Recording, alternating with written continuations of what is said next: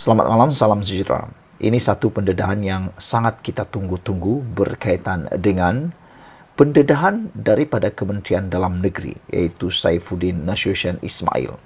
Beliau menyatakan di dalam pendedahan beliau di Parlimen baru-baru ini bahawa orang politik menaungi judi online.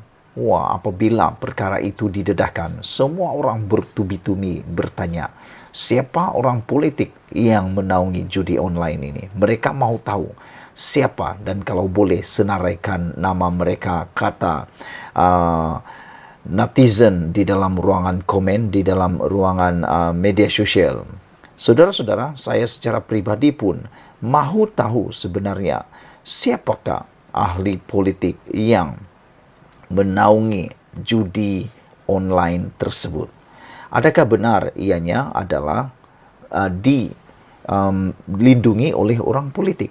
Kalau benar mereka dilindungi oleh orang politik, mestilah diambil tindakan dengan segera, dan pasti yang membuatkan lutut-lutut ahli politik yang menaungi judi online ini mula bergetar. Jadi, apa yang kita tunggu ialah apa komen daripada Saifuddin Nasution Ismail berkaitan dengan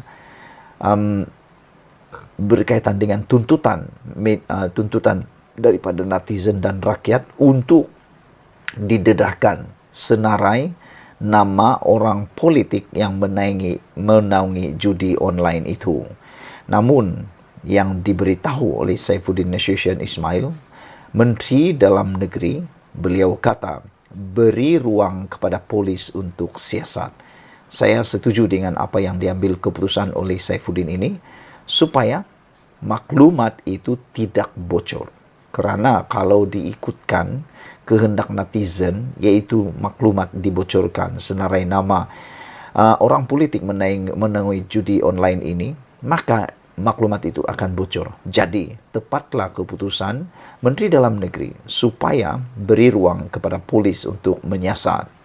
Saifuddin Nasution Ismail berkata, data dan maklumat tepat dikumpul unit risikan pihak berkuasa melibatkan kegiatan judi dalam talian haram dinaungi pemimpin politik, bukan satu maklumat boleh dihebahkan kepada umum. Menteri Dalam Negeri itu berkata, justru beliau mahu polis diberi ruang menyusun strategi melibatkan siasatan kegiatan terbabit. Jawapan saya di Parlimen bukan bermaksud perkara itu tidak berlaku. Jawapan saya afirmatif, ada berlaku. Apa maksud naungan politik? Maksudnya wujud elemen perlindungan pengaruh, dan itu beri kesan kepada polis sebagai badan penguat kuasa terbesar dalam negara.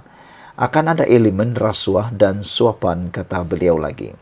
Jadi, adakah polis ada maklumat? Jawapannya, ada. Dalam radar, kata beliau. Sebab itu, mengumpul data yang tepat membolehkan kita membuat tindakan bersasar, dan itu bukan satu maklumat yang kita boleh dedah. Secara umum, ia akan menjejaskan kerja dilakukan polis yang ada unit risikan, kata beliau lagi. Kata beliau tidak akan menyebut secara afirmatif tanpa ada penerangan meyakinkan daripada polis. Jadi, bagi ruang kepada polis menyusun apakah strategi mereka. Semalam ketika menjawab soalan Ramanan PH Sungai Buloh pada waktu pertanyaan Menteri di dalam Dewan Rakyat, Saifuddin mengesahkan kegiatan perjudian dalam talian haram dinaungi pemimpin politik. Beliau berkata, elemen berkenaan menjadi kekangan terbesar kepada Kementerian Dalam Negeri KDN dan polis serta kerajaan secara keseluruhannya dalam usaha membenteras kegiatan itu. Katanya, pihak yang menyediakan platform perjudian dalam talian itu boleh mengaut keuntungan sekitar RM200 juta seminggu. Saifuddin berkata, Kementerian Dalam Negeri bersama polis kini sedang menyemak jika wujud kelulusan baru lesen perjudian yang membabitkan orang politik tertentu. Beliau turut mengakui kekangan terbesar dihadapi kerajaan, Kementerian Dalam Negeri dan polis dalam merangi perjudian haram dalam talian itu adalah isu naungan politik. Wah, ini satu pendedahan yang luar biasa. Apabila Menteri Kementerian Dalam Negeri mengatakan beliau mengakui kekangan besar dihadapi kerajaan, ialah dalam memerangi perjudian haram dalam talian itu adalah isu naungan politik. Itu sebabnya netizen bersungguh-sungguh mahu tahu siapa ahli politik yang menaungi perjudian politik ini, perjudian online ini. Karena saya yakin selagi ahli politik ini yang dikatakan ini masih menaungi, masih ada wujud menaungi perjudian haram, selagi itulah perjudian haram di Malaysia tidak akan pernah selesai. Kerana amat sukar untuk pihak berkuasa seperti PDRM untuk mengambil tindakan sekiranya ada ahli politik yang menaungi ataupun melindungi mereka. Ini dapat membatasi atau membataskan kuasa PDRM untuk membuat sesuatu siasatan. Walau bagaimanapun, seperti yang dinyatakan oleh Saifuddin Nasution Ismail ini, apabila apa maksud naungan politik? Maksudnya wujud elemen perlindungan, pengaruh, dan itu beri kesan kepada polis sebagai penguatkuasa terbesar dalam negara dan akan ada elemen rasuah dan suapan, kata beliau lagi. Jika Anda bertanya, adakah polis ada maklumat? Kerana dalam media sosial ada yang tanya.